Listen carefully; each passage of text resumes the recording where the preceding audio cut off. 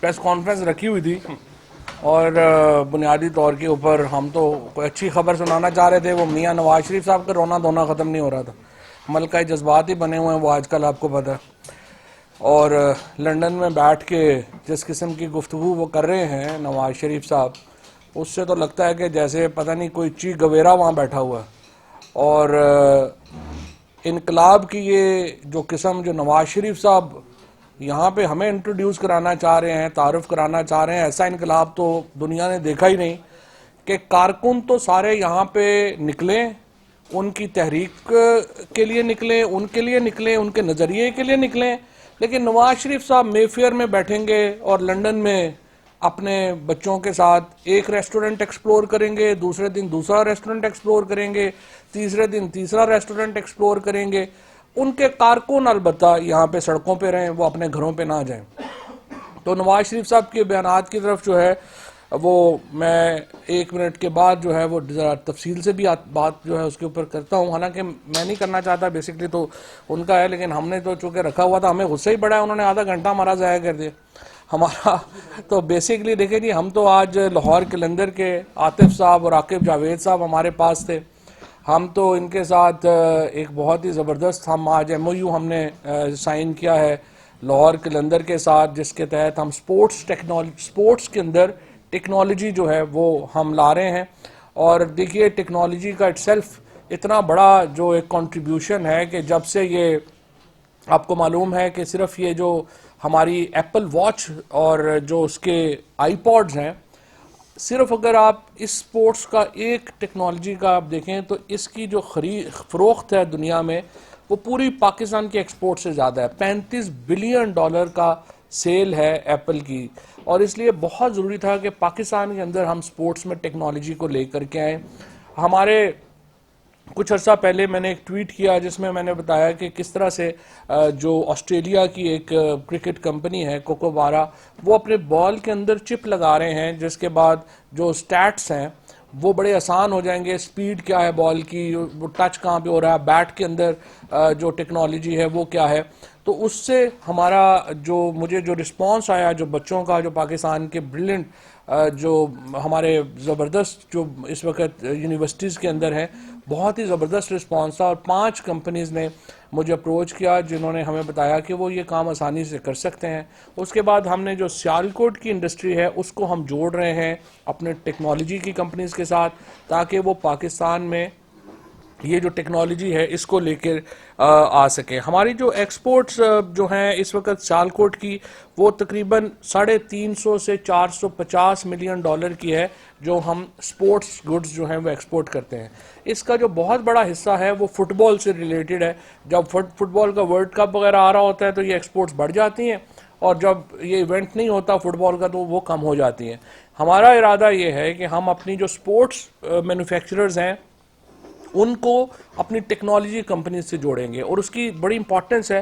For example आप देखिए कि हमारा, अब जिस तरह मैं बता रहा हूँ कि मेजर एक्सपोर्ट हमारी जो है वो फुटबॉल की रह गई है, लेकिन इससे पहले टेनिस रैकेट्स, बैडमिंटन रैकेट्स भी जो थे वो पाकिस्तान एक्सपोर्ट कर रहा था, लेकिन वो उस वक्त तक कर रहा था जब तक लकड़ी के बन रहे थे। अब फाइबर के बन रहे हैं और मटीरियल चेंज हो गया है, जिसकी वजह से हमारी एक्सपोर्ट गिर गई है। लिहाजा हमने ये फैसला किया कि हम अपनी जो टेक्नोलॉजी कंपनीज़ हैं और जो मटेरियल के इदारे हैं उनको हम जोड़ें अपनी स्पोर्ट्स इंडस्ट्री के साथ। और ये जिस तरह से हमने एक बहुत बड़ी मेडिकल इंडस्ट्री की बुनियाद रखी है, हम अब स्पोर्ट्स में टेक्नोलॉजी की इंडस्ट्री की बुनियाद रखें। और मैं जो सारे अपने यंगस्टर्स हमारे जो इंक्यूबेशन सेंटर्स में, यूनिवर्सिटीज़ में काम कर रहे हैं, मैं उनको कहूँगा कि आप आइए लाहौर कलंदर के साथ जुड़िए। लाहौर कलंदर जो है उसको इंक्यूबेट करेगा। उसके बाद पाकिस्तान क्रिकेट बोर्ड के साथ जो है वो हम अगले हफ्ते ये एक MOU साइन करने जा रहे हैं, अगले हफ्ते, उससे अगले हफ्ते 2 हफ्तों में।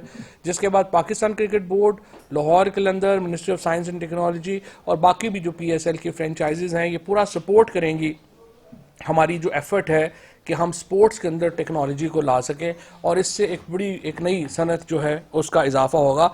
क्योंकि हम जो काम कर रहे हैं वो सब्सटेंटिव काम है, ये उस तरह का नहीं है जैसा नवाज शरीफ साहब अपनी अभी तकरीर में बता रहे थे।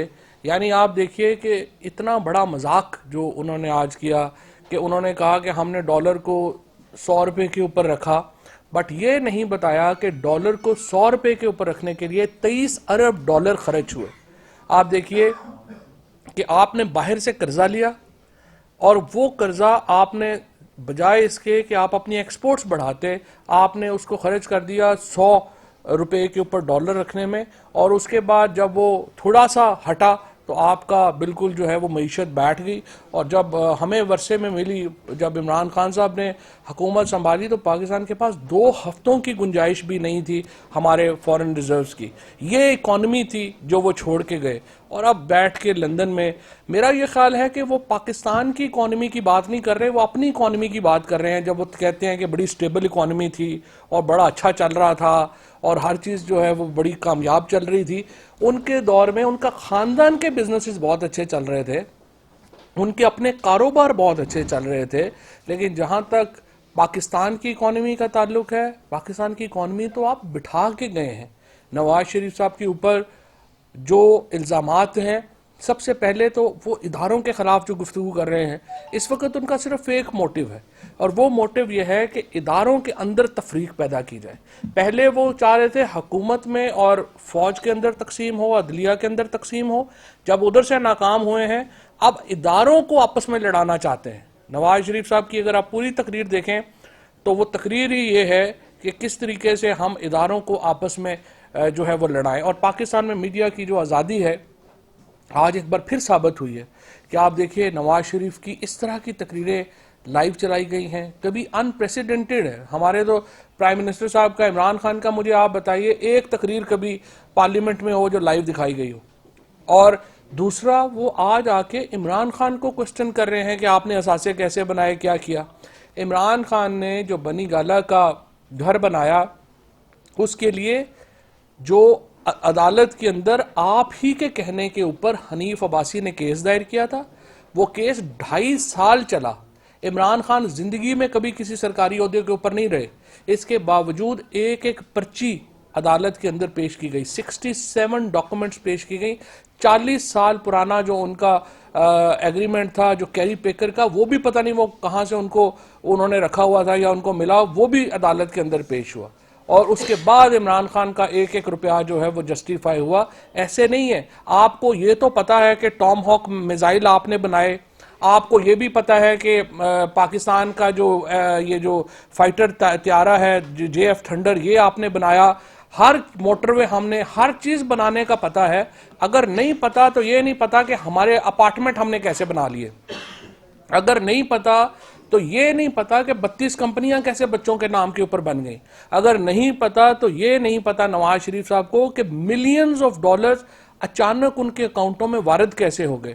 अगर नहीं पता तो ये नहीं पता कि मरियम नवाज शरीफ साहिबा को 87 करोड़ रुपया एक रात में ट्रांसफर कैसे हो गया। आप बिल्कुल पाकिस्तान की कौम के साथ मजाक कर रहे हैं, ब्लैकमेलिंग कर रहे हैं। इस वक्त जो सियासत है नवाज शरीफ की, वो ये है कि वो ब्लैकमेल कर रहे हैं। वो चाहते हैं कि इदारे या तो उनसे डर के या उनसे इस बात के ऊपर आकर के समझौता करें, उनके क्रिमिनल केसेस, उनके करप्शन के केसेस जो हैं वो वापस लिए जाएं। इसके अलावा कोई ना उनकी तहरीक है, ना उनकी सियासत है, ना ही उनका कोई नज़रिया है। और ये जो नज़रिए की बात कर रहे हैं, नवाज शरीफ जब ओथ पढ़ के सुना रहे थे कि ये ओथ है फौज का, अपना ओथ भी याद करें। आपका भी ये ओथ था कि आपने मिलकर साजिशें नहीं करनी है। जब आप 1985 में जनरल जिलानी के साथ मिलकर साजिश कर रहे थे, उस वक्त भी ये ओथ था। 1985 में जब आप वज़ीर आला बने, उस वक्त भी ये ओथ था। जब आप जनरल ज़ियाउल हक के साथ मिलकर बेनज़ीर भुट्टो शहीद के खिलाफ कैंपेन चला रहे थे, उस वक्त भी ये ओथ था। जब आपने बाकी उस वक्त के जर्नलों के साथ मिलके, उस वक्त की एजेंसीज के साथ मिलके जो साजिशें की, उस वक्त भी ये ओथ था। आपको ओथ वगैरह का प्रॉब्लम नहीं है, आपको नजरिए का भी प्रॉब्लम नहीं है। आपको सिर्फ ये प्रॉब्लम है कि आज जनरल बाजवा, पाकिस्तान की फौज, पाकिस्तान की अदलिया आपकी करप्शन को तहफ़्फ़ुज़ देने के लिए इक़दाम क्यों नहीं कर रही। कोई और गिला आपका नहीं है। और इंशाल्लाह आप जिस तरीके से लंदन में हैं, जल्द आप पाकिस्तान आपको वापस लाया जाएगा और आप अदालत में ये तकरीर करिएगा।